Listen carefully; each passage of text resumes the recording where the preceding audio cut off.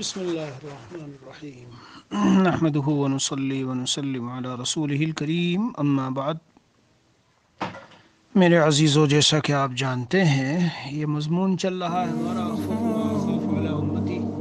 حضور اقدس صلی اللہ علیہ وسلم کو اپنی امت کے اوپر جن چیزوں سے ڈر تھا اور خوف تھا وہ باتیں توفیق الہی فضل خداوندی سے آپ کے سامنے بیان ہو رہی ہے۔ کل جمعہ ہے، آج جمعرات کی یہ رات ہے، یعنی جمعے ہی کی رات کہیں گے اس کو، تو اس لیے سے بھی یہ بھی تھوڑا سا ایسے دل میں آ گیا۔ بھی ذہن میں رکھیے جمعے کی دن میں درود شریف کی کثرت کرنی چاہیے جی، اس کی بہت بڑی فضیلت ہے۔ ویسے تو مطلق ہی درود شریف آدمی زیادہ پڑھے، لیکن جمعے میں خاص فضیلت آئی ہے، اور بہت سے علماء نے جمعے کی جو یہ رات ہے اس رات کو لیلۃ القدر کے برابر قرار دیا ہے، یہ آپ کو معلوم ہونا چاہیے۔ جلدی اٹھیں جی، اور اسی طرح سے اچھی طرح سے غسل کریں، صاف ستھرے کپڑے پہنیں، خوشبو لگائیں، جلدی مسجد جائیں اور آرام سے آگے جا کے بیٹھ جائیں، پیدل چل کر کے جائیں اور غور سے خطبے کو سنیں اور کوئی لغو کام نہ کرے اور قریب بیٹھے امام سے۔ یہ سب وہ اعمال ہیں کہ جن کی بڑی فضیلت ہے، اہتمام کے ساتھ جی ان سب کو کرنا چاہیے۔ بہرحال جو اصل مضمون ہے اس کو بیان کرتا ہوں۔ بس جمعے کا جب خیال آیا کہ آج یہ جمعہ یعنی جمعرات ہے اور کل جمعہ ہے، تو دل میں آئی بات کی بھی عرض کر دوں۔ میرے عزیزو، اخوف ما اخاف علی امتی پر بات ہے، تو تھوڑی اور کچھ آج بیان کر دوں، تیسری قسط، اور انشاءاللہ پھر یہ مضمون پورا ہو جائے گا۔ حضرت حذیفہ رضی اللہ عنہ کا فرمان ہے، حذیفہ رضی اللہ عنہ قال ان اخوف ما اخاف على هذه الامة ان يوثروا ما يرون على ما يعلمون وان يضلوا وهم لا يشعرون۔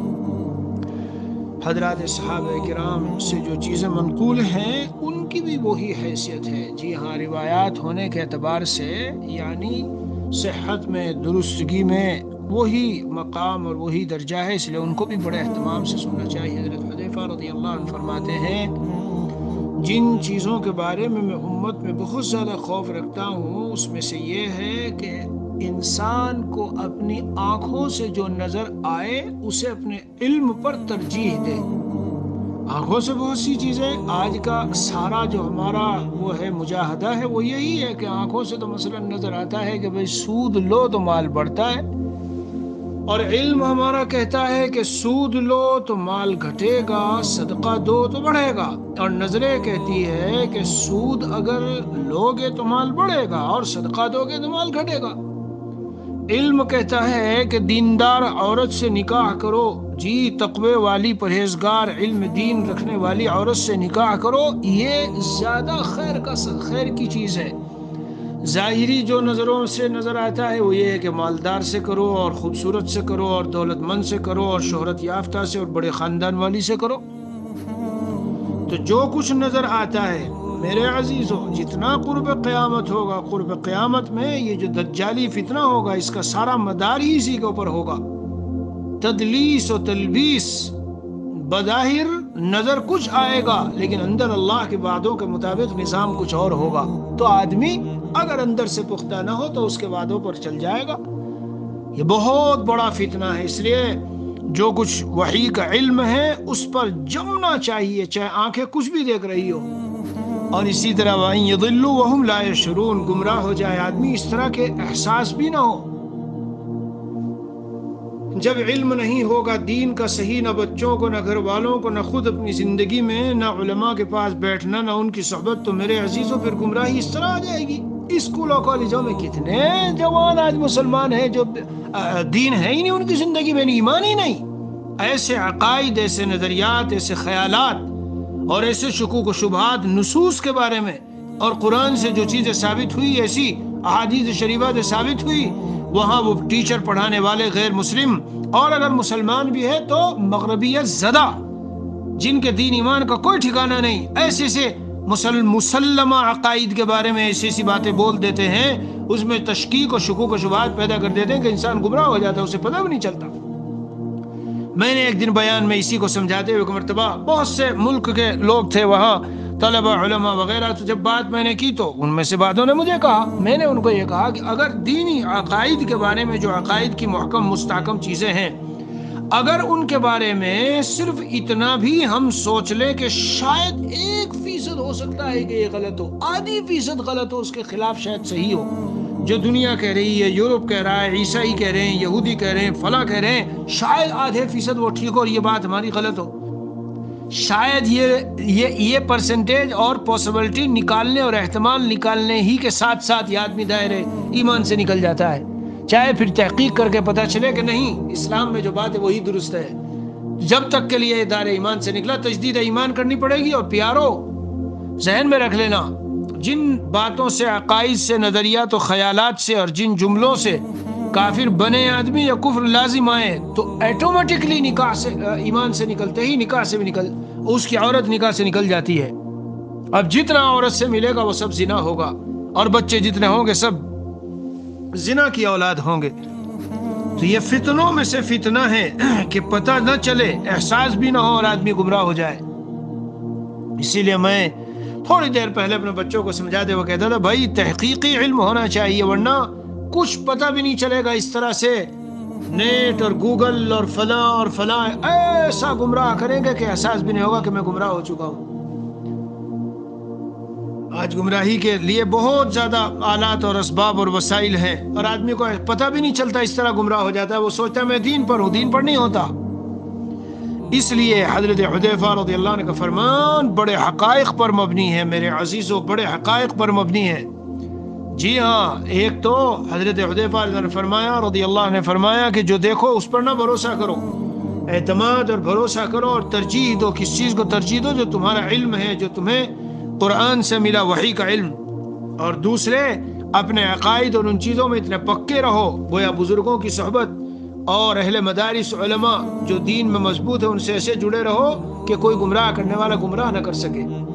اس کا مصداق آج کے دور میں کالجوں میں پڑھنے والی ایک بہت بڑی تعداد ہے. بس یہ عرض کر کے آگے بڑھتا ہوں. اور سنیے میرے عزیزو، حضرت نبی اکرم صلی اللہ تعالی علیہ وسلم کا فرمان ہے، قال رسول اللہ صلی اللہ علیہ وسلم، وہی اخوف ما اخاف پر میں سنا رہا ہوں. کیا ارشاد فرمایا؟ اخوف ما اخاف علی امتی ثلاثۃ، 3 چیزیں ہیں، الضلالۃ بعد المعرفہ، ومضلات الفتن، وشہوۃ البطن والفرج. کیا مفہوم ہے؟ اللہ تعالیٰ کی معرفت عطا ہو، دین کی صحیح سمجھ ملی ہو کہ ہاں یہ دین ہے، اللہ تعالیٰ کی معرفت اور اللہ کی پہچان اور دین کی پہچان اور صحیح چیزوں کی پہچان مل گئی، اس کے بعد پھر گمراہ ہو جانا. یعنی دیکھ لو امت میں کتنے لوگ ہیں، مقرر بھی، تقریر بھی، بیان بھی اور یہ بھی اور بہت کچھ، لیکن اخیر زندگی جب ہو گئی تو گمراہ ہو گیا آدمی. کبھی اس میں مالی لالچ ہوتے ہیں، کبھی عہدے منصب کی باتیں ہوتی ہے، کبھی تکبر اور بڑائی ہوتی ہے، کبھی کسی عالم کی شان میں ایسی گستاخی، اپنے بڑوں کی شان میں، صحابہ کرام اور تابعین اور ان کے شان میں گستاخیاں، اس کا وبال آتا ہے آدمی پر کہ اللہ تعالیٰ چھین لیتے ہیں. پھر جو معرفت عطا ہوئی وہ چھین کر اسے گمراہی میں ڈال دیتے ہیں. بہت بڑی تعداد ہے، بڑے ذہین فتین سمجھدار اور علمی مہارتیں رکھنے والے.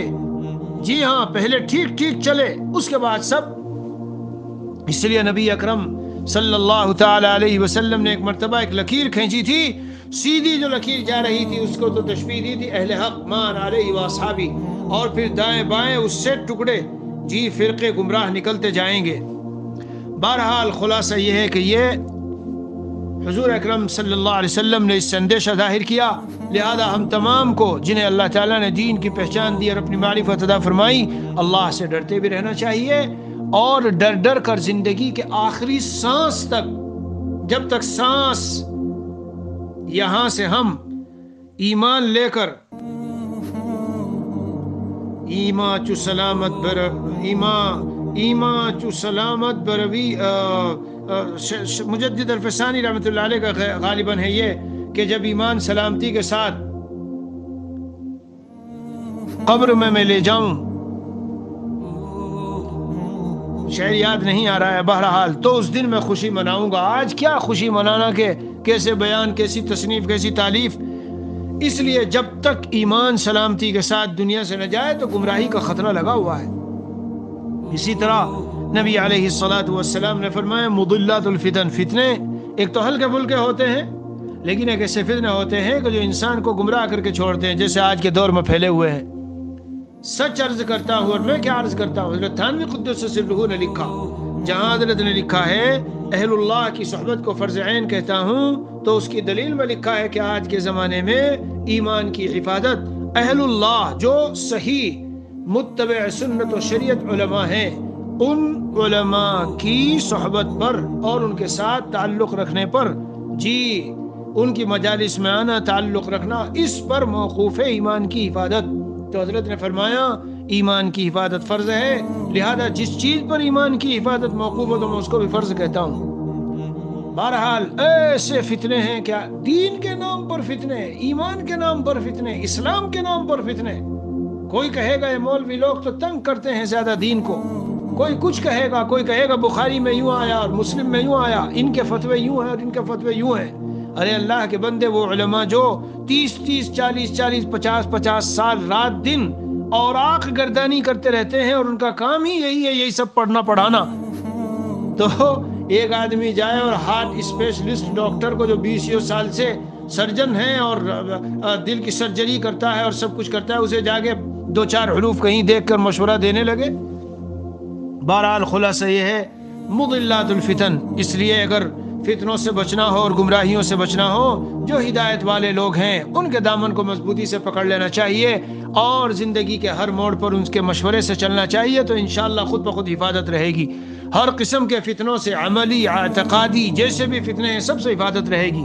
اور اس کے بعد جو سرور عالم صلی اللہ علیہ وسلم نے جملہ بولا، وہ تو ایسا جامع جملہ ہے کہ اس پر پورا بیان ہے۔ شہوت البطن والفرج، پیٹ کی شہوت اور شرمگاہ کی شہوت، یہ تو گناہوں کی جڑ اور بنیاد ہے میرے عزیزوں، یہ تو گناہوں کی جڑ اور بنیاد ہے۔ بیشتر گناہ جو وجود میں آتے ہیں وہ شہوت بطن و فرج ہے۔ شاندار قسم کے کھانے جب ان کی تمنا ہوتی ہے تو حرام مال اور مال کمانا اور مال کا لالچ اور مال کے لیے آدمی کیا کیا کرتا ہے۔ اور شہوت فرج، یہ جتنا عورتوں کا بے حیائی کا، گانوں کا اور فلموں کا اور ٹی وی کا اور نیٹ کی گندگیوں کا اور نظروں کی حفاظت کا، یہ سارا جتنا نظام ہے، جی سارا شہوت فرج پر ہے۔ اسی لیے دنیا میں جتنے کیس، جتنے معاملات، جتنے گناہ ہیں، اگر اسے حصوں میں بانٹنے جاؤ اور تقسیم کرنے جاؤ تو کہیں میں نے مفتی شفیع صاحب کا لکھا ہوا دیکھا ہے کہ آدھے پر سے آدھے صرف یہ ملیں گے کہ جس کا مدار، جس کی بنیاد عورت ہوگی، عورت شہوت فرج یعنی بنیاد ہوگی اس کی۔ شہوت فرج ظاہر یہی ہے، زناکاریاں، لواطت اور زناکاریاں، یہی شہوت فرج ہے۔ اسی لیے مستقل عورت کے سلسلے میں تو حضرت سعید ابن المسیب رحمۃ اللہ علیہ کا تو ایسا عجیب فرمان ہے صاحب کے بدن کے رونگٹے کھڑے ہو جاتے ہیں۔ یہ فرمایا کہ لقد بلغت 80 سنۃ، میں 80 سال کی عمر میں پہنچا، جی، اور پھر فرماتے ہیں وَأَنَا أَخْوَفُ مَا أَخَافُ عَلَيَّ النِّسَاء، میں اپنے اوپر سب سے زیادہ جس چیز سے ڈرتا ہوں وہ کیا ہے؟ عورتیں ہیں۔ اندازہ لگائیے، مطلب یہی ہے کہ عورتوں کے ساتھ خلط ملط ہونا اور ان کے قریب جانا، اور پھر آگے کے جو چیزیں ہیں اس میں نے کل اس کی تشریح کی تھی، زیادہ تفصیل میں جانے کی ضرورت نہیں۔ اگر غور کرو گے تو سب سے پہلے حضرت آدم علیہ السلام کے بیٹے قابیل نے جو حابیل کو قتل کیا تھا، میرے عزیزو، اگر تم نے واقعات سنے ہیں تو جانتے ہو اس کی بنیاد کیا ہے؟ یہی تو بنیاد تھی، یہی بنیاد تھی۔ جی ہاں، اس میں توامین اور جڑوا بچے پیدا ہوتے تھے۔ حضرت آدم علیہ السلام کے یہاں یہ نظام تھا، ایک بچہ ایک بچی، تو اس مرتبہ کا جو بچہ پیدا ہوا لڑکا، اگلی مرتبہ میں جو بچی ہے اس سے شادی، اور اگلی مرتبہ کے لڑکے کی شادی اس مرتبہ والی۔ تو قابیل کے حصے میں آ رہی تھی وہ خوبصورت نہیں تھی زیادہ، اور حابیل کے حصے میں جاتی تھی وہ خوبصورت، بس یہاں سے اس کو قابیل کو جو ہے مسائل شروع ہوئے، بالآخر بھائی کا قتل کر دیا۔ اسی لیے میں کہا کرتا ہوں سب سے پہلی قطع رحمی، سب سے پہلا قتل، سب سے پہلے والدین کی نافرمانی وغیرہ وغیرہ۔ اگر اس کا جو بنیادی نقطہ دیکھو تو یہی ہے۔ شہوت فرج یہ انتہائی مہلک اور خطرناک دنیا میں جتنے آج کھیل کھیلے جا رہے ہیں، یہ ایئرپورٹوں میں اور یعنی ہوٹلوں میں اور کلبوں میں اور کہاں، اور سوری کی جو جڑ اگر نکالو گے تو سب یہی بے حیائی والے اعمال، جس کا ساری جڑ کیا ہے؟ شہوت فرج۔ اس پر کوئی کنٹرول کر لے اس پر اگر کوئی کنٹرول کر لے، نبی علیہ الصلوۃ والسلام کا کیا فرمان ہے؟ من یضمن لی ما بین لحیہ وما بین رجلی اضمن لہ الجنہ۔ جبڑوں کے بیچ میں زبان، اس کی ضمانت لے لے، اور دونوں رانوں کے بیچ میں شرمگاہ، اس کی ضمانت لے لے حفاظت کی۔ میرے عزیزو، جسے حفاظت کی فکر ہوتی ہے تو وہ قریب نہیں لگا کرتا۔ تو آنکھوں سے دیکھتے کیوں ہو؟ سیل فون سے تعلق کیوں رکھتے ہو؟ تصویریں کیوں دیکھتے ہو اس طرح کی، جس سے شہوت فرج میں جو ہے ابال اور جوش پیدا ہوتا ہے؟ اللہ عز و جل نے نکاح ایک ایسا صحیح راستہ بنایا ہے، اس سے تکمیل کا ذریعہ بنایا۔ تو حضور اقدس صلی اللہ علیہ وسلم فرماتے ہیں شہوت بطن، پیٹ کی شہوت، اور شہوت فرج، ان دونوں پہ اگر آدمی کنٹرول کر لے تو کیا ہی کہنے صاحب۔ بہرحال یہ ڈرنے کی چیز ہے، وہی اخوف ما اخاف میرا مضمون ہے، میں اسی مضمون کو آپ حضرات کو بتا رہا ہوں۔ یہ نبی اکرم صلی اللہ علیہ وسلم نے فرمایا 3 چیزیں: الضلالۃ بعد المعرفہ، معرفت کے حاصل ہونے کے بعد گمراہ ہو جانا، اور مضلات الفتن، ایسے فتنے جو گمراہ کر دینے والے ہو، اور شہوت البطن والفرج، شرمگاہ اور اسی طرح سے پیٹ کی شہوت۔ آگے بڑھتے ہیں، جی ہاں، آگے اور روایت آپ کو سناتا ہوں۔ سب روایتوں کا خلاصہ اور نچوڑ ذہن میں رکھیے گا کہ نچوڑ سب کا وہی ہے، نچوڑ اور لب لباب سب کا وہی ہے۔ حضرت ابو الدرداء رضی اللہ عنہ، حضرت ابو الدرداء رضی اللہ عنہ کی یہ روایت ہے، کیا فرمایا؟ اخوف ما اخاف ان يقال لي يوم القيامة يا عويمر علمت ام جهلت فإن قلت علمت لا تبقى آية آمرة أو زاجرة إلا أخذت بفريضتها، الآمرة هل ائتمرت والزاجرة هل ازدجرت، وأعوذ بالله من علم لا ينفع ونفس لا تشبع ودعاء لا يسمع۔ بس میرے عزیزو، خلاصہ سمجھ لو، ٹائم کم ہوتا ہے تاکہ آج یہ قسطیں پوری ہو جائے۔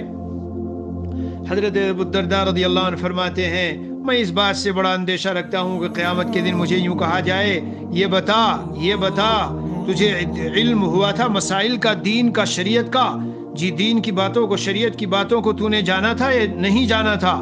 اگر میں کہوں جانا تھا، اور ظاہر ہے کہ صحابہ کرام جانتے تھے اور جاننا چاہیے، اس لیے کہ دین کا علم فرض ہے، طلب العلم فریضہ، اتنا علم جس سے زندگی گزارے، فرائض و واجبات، حلال و حرام، یہ فرض ہے میرے عزیزو۔ اور جو نہیں سیکھے گا، بعض لوگ یہ کہہ دیتے ہیں، ارے بھائی ہمیں تو پتہ ہی نہیں تھا، اس لیے ہماری پکڑ نہیں ہوگی، تمہاری پکڑ اس پر ہوگی کہ کیوں نہیں سیکھا تھا۔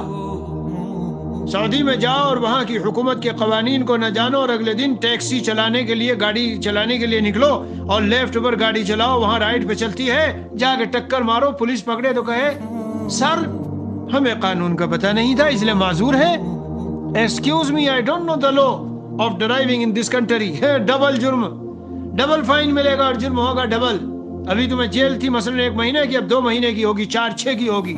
کیوں؟ بغیر جانے ہوئے کیوں یہاں ہوئے؟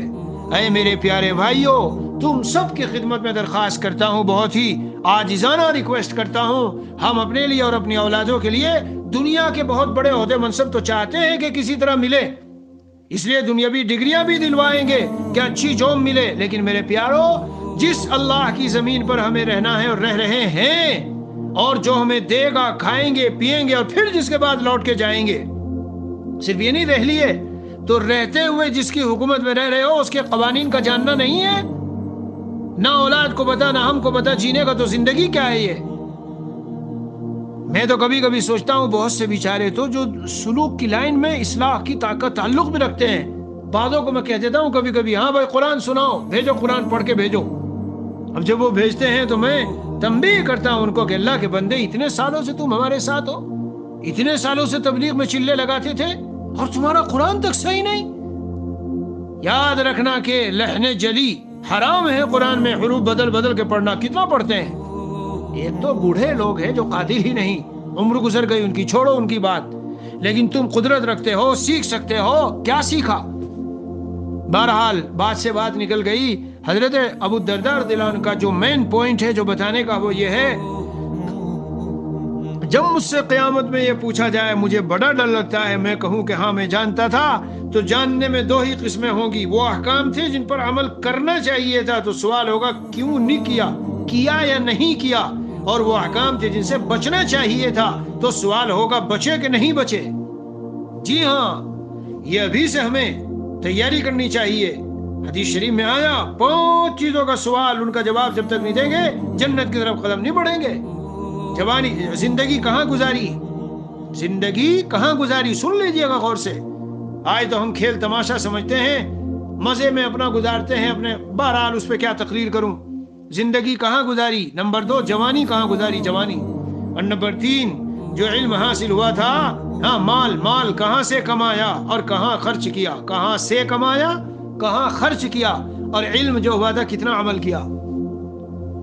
پھر حضرت ابو الدرداء رضی اللہ عنہ فرماتے ہیں وَأَعُوذُ بِاللَّهِ مِنْ عِلْمٍ لَا يَنْفَعُ، ایسے علم سے میں اللہ کی پناہ چاہتا ہوں جو نفع نہ دے۔ نفع علم کا کیا ہے؟ یہی ہے کہ اخلاص کے ساتھ عمل کیجئے، اخلاص کے ساتھ عمل کیجئے، ورنہ علم ہو اور عمل نہ ہو تو جو گدھا اور گاڑی اور جانور اور وہ اپنے وہ کمر کے اوپر علم کے گٹھڑ بوجھ لادے چلا جا رہا ہو، جی تو اس میں کیا فرق ہو جائے گا۔ میں اللہ کی پناہ چاہتا ہوں ایسے علم سے جو نافع نہ ہو، جو نافع نہ ہو، اور ایسے نفس سے جو چھکتا نہ ہو، اور ایسی دعا سے جو قبول نہ ہوتی ہو۔ بہرحال یہاں اخوف ما اخاف کا جو نقطہ ہے وہ یہ ہے کہ علم پر عمل نہ ہو تو قیامت میں یوں پکڑ ہوگی۔ اس لیے ہمیں پہلے ہی سے اچھی طرح فکر کے ساتھ، فکر اور اہتمام کے ساتھ علم پر عمل کا پورا اہتمام کرنا چاہیے، یہیں سے پہلے ہی سے۔ آگے بڑھیے، حضرت نبی اکرم صلی اللہ علیہ وسلم کا ارشاد گرامی ہے ان اخوف ما اخاف علی امتی تاخیرهم الصلاة عن وقتها وتعجیلهم الصلاة عن وقتها۔ دونوں گروہ دنیا میں پائے جا رہے ہیں۔ مجھے اپنی امت پر ڈر ہے، نماز کو اپنے وقت سے مؤخر کیا کریں اور نماز کو اپنے وقت سے جلدی پڑھا کریں۔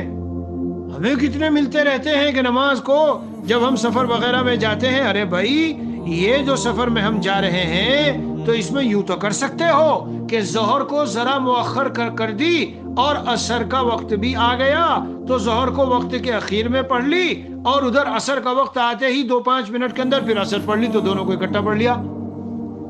بہرحال وقت سے نماز کو مؤخر نہ کرو، قضا نہ کرو، اور جیسے عورتوں کی عادت ہوتی ہے عام طور پر کہ انتظار میں بیٹھی رہتی ہے، باتیں کریں گی، گھر کے کام کاج کریں گی، جب دیکھیں گی اے عصر کا وقت نکلنے کو ہے، اے فجر کا وقت نکلنے کو ہے، ظہر کا وقت نکلنے کو ہے۔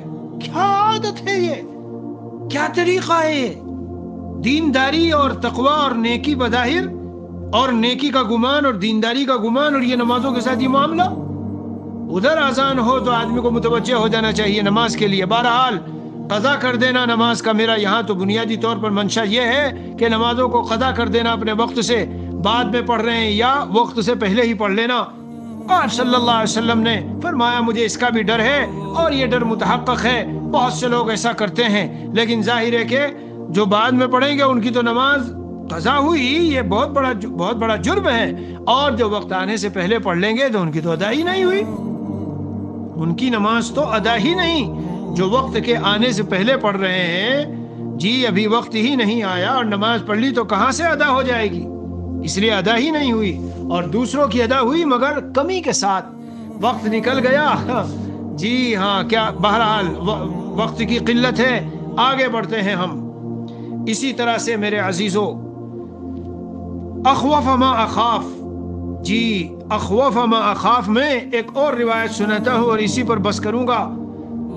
شداد ابن اوس رضی اللہ عنہ کا فرمان راوی ہے، نبی اکرم صلی اللہ علیہ وسلم کا فرمان ہے ان اخوف ما اتخوف علی امتی الاشراک باللہ، اشراک باللہ، شرک سے ڈرتا ہوں۔ اما انی لست اقول، ارشاد فرمایا میں یہ نہیں کہتا ہوں کہ یعبدون شمسا ولا قمرا ولا وثنا ولكن اعمالا لغیر اللہ۔ یہ تھوڑا سا میں نے شروع کے دن بتایا تھا، لیکن اس میں مزید وضاحت آئی، اس لیے جی چاہا کہ نقل کر دوں۔ یعنی حضور پاک صلی اللہ علیہ وسلم فرماتے ہیں میرا منشا شرک سے یہ نہیں ہے کہ وہ لوگ سورج کی پوجا کریں گے، چاند کی پوجا کریں گے، بتوں کی پوجا کریں گے، نہیں۔ اس سے کیا پتا چلا؟ شرک اسی کے ساتھ خاص نہیں ہے کہ بتوں کی پوجا، سورج اور چاند کی اور آگ کی اور فلاں کی پوجا کرنا یہی شرک نہیں، یہ بھی شرک ہے۔ کون سا؟ یہ بھی شرک ہے، لیکن اس کو شرک، ایک شرک جلی ایک شرک خفی ہے۔ کون سا؟ وَلَكِنْ أَعْمَالًا لِغَيْرِ اللَّهِ، اللہ کے علاوہ کے لیے اعمال کر رہا ہے آدمی، اللہ کے علاوہ کے لیے اعمال، یعنی شہرت چاہیے، مال چاہیے، لوگوں کی نگاہوں میں بڑا بننا چاہیے، اپنا نام چاہیے، اپنا مقام چاہیے، یہ ساری چیزیں، لوگ میری آؤ بھگت کریں، لوگ مجھے پوچھا کریں، لوگ مجھے ملا کریں، میری عظمت کا سکہ لوگوں کے دلوں میں جمع ہو، اس لیے تقریر کرتا، شاندار قرآن کی تلاوت پڑھتا ہے۔ یہ سب چیزیں شرک خفی ہے۔ میں نے اس دن وضاحت کی، اور اسی کو ریا کہتے ہیں۔ میرے عزیزوں، اس سے بہت مضبوطی سے بچنے کی ضرورت ہے۔ امام غزالی رحمۃ اللہ علیہ نے کتابوں میں لکھا ہے کہ متقدمین بہت زیادہ اہتمام کرتے تھے کہ جو اعمال کے ان کی ضرورت نہ ہو پبلک میں اور عمومی طور پہ علانیتاً کھلم کھلا کرنے کی، ان اعمال کو بالکل بچتے تھے کہ وہ اعمال علانیتاً کریں، سرن کیا کرتے تھے، تاکہ جہاں تک ہو سکے جی اب نفس کو موقع نہ ملے، نفس کو اس کا موقع نہ ملے۔ یہاں ایک بات سمجھ لیجئے، بعض حضرات بہت سے اعمال کو چھوڑ بیٹھتے ہیں کہ کیوں میں کہیں ریا نہ آ جائے۔ میرے عزیزو، یہ بھی غلط ہے۔ عمل اور ترک عمل دونوں میں، عمل و ترک عمل دونوں میں مخلوق کا خیال ہی دل میں نہ ہونا چاہیے۔ ترک عمل میں آپ کے مخلوق کا خیال ہے، یہ کون سی بات ہوئی؟ عمل کے چھوڑنے میں مخلوق کا خیال کر کے آپ چھوڑ رہے ہیں۔ اخلاص یہ ہے کہ عمل کرتے وقت عمل اور ترک عمل دونوں میں مخلوق کا خیال نہ ہو دل میں۔ ذہن میں رکھیے اس بات کو۔ تسبیح پڑھ رہے ہیں آپ اور خیال آئے، صبح کو فجر بعد ٹہلنے جا رہے ہیں، اب خیال آ رہا ہے کہ یار تسبیح کو اندر رکھ دوں ورنہ لوگ یہ سمجھے کہ ریاکاری کر رہا ہے۔ یہ ریاکاری ہے جو تم کرنے جا رہے ہو، یہ ریاکاری ہے جو تم کرنے جا رہے ہو۔ تسبیح کو رکھو ساتھ میں، اور جب یہ خیال دل میں آوے شیطان سے کہہ دو 1000 بار سوچے لوگ، مجھے پرواہ نہیں ہے، مجھے نہیں پرواہ اس کی کہ لوگ کیا سوچیں گے۔ کیوں؟ تسبیح اندر گئی، باتوں میں لگ گیا، ساتھی چل رہے تھے ساتھ میں لگ گیا، اس لیے مذکرہ ہے، مذکرہ یہ یاد دلانے والی ہے۔ تو ذہن میں رکھیے نکتہ، عمل اور ترک عمل دونوں میں۔ اس پر کتاب ضرور دیکھو، وہ کتاب جو اللہ تعالیٰ کے فضل سے بندے نے تحریر کی، تحفۃ المخلصین و تنبیہ المرائین، مخلصین کے لیے تحفہ اور وارننگ اور تنبیہ ریاکاروں کے لیے۔ اس کو کبھی کبھی ضرور پڑھو، اس کا وہ نکالو، کیا کہتے ہیں، ہارڈ کاپی، جی PDF سے ہارڈ کاپی نکالو اور رکھو اپنے پاس، اور انشاءاللہ حضرت والا کے وطن میں ہم چھپا ہی رہے ہیں، 2-3 تو چھپ چکی کتابیں، پھر آپ لوگوں کو نمبر دے دیں گے، بتا دیں گے کہاں سے کس سے وصول کرنی ہے، وہاں سے اپنا وصول کرو، اور وہاں کے رہنے والے، دور رہنے والے، جیسے جس کا موقع ملے۔ بہرحال یہ حضور اقدس صلی اللہ علیہ وسلم نے فرمایا کہ اشراک باللہ کا بڑا اہتمام رکھنا چاہیے، یہ دل میں بڑی جلدی سے آ جاتا ہے، اور وشاوتن خفیہ، اسی حدیث شریف میں ہے، خفی اندر چھپی ہوئی شہوت سے بھی میں بہت امت پر ڈرتا ہوں۔ اس کی تشریح دوسری حدیث میں آئی کہ ایک آدمی ویسے روزہ رکھے، پھر دن میں کسی چیز کی طرف طبیعت مائل ہوئی اور روزے کو توڑ بیٹھا، یہ اندر شہوت خفیہ ہے۔ اللہ عز و جل ہمیں تمام ان جتنے خوف اور اندیشے کی چیزیں اور بھی روایتوں میں ہوگی، میں نے یہ نہیں کہ سب کو احاطہ کر لیا اور سب کو گھیر کے ساریوں کو بیان کر دیا، لیکن بہرحال جو موٹی موٹی اہم تھی میں نے عرض کر دی۔ اللہ تعالیٰ ان تمام سے ہماری حفاظت فرمائے۔ ہمارے محسن آقا مدنی محمد رسول اللہ صلی اللہ علیہ وسلم نے اندیشہ ظاہر فرمایا ہے، تو ہمیں بھی اس کی فکر ہونی چاہیے، اہتمام ہونا چاہیے، اور ان چیزوں کو بار بار سن کر ان سے بچنے کی پوری کوشش ہو۔ چاہے تو جتنا 3 دن میں آیا ہے اس کا خلاصہ ایک کاغذ پر نکال لیں، تفصیلی تقریر چھوڑ دیں، خلاصہ یہ چیز 1 2 3 4 5، اور اپنے کمرے کی در و دیوار پہ لٹکا کے رکھیں تاکہ ہم ان سے بچتے رہیں۔ اللہ عز و جل اپنے فضل و کرم سے ہم سب کی حفاظت فرمائے۔ وصلی اللہ علی النبی الکریم وعلی آلہ واصحابہ اجمعین، والحمد للہ رب العالمین۔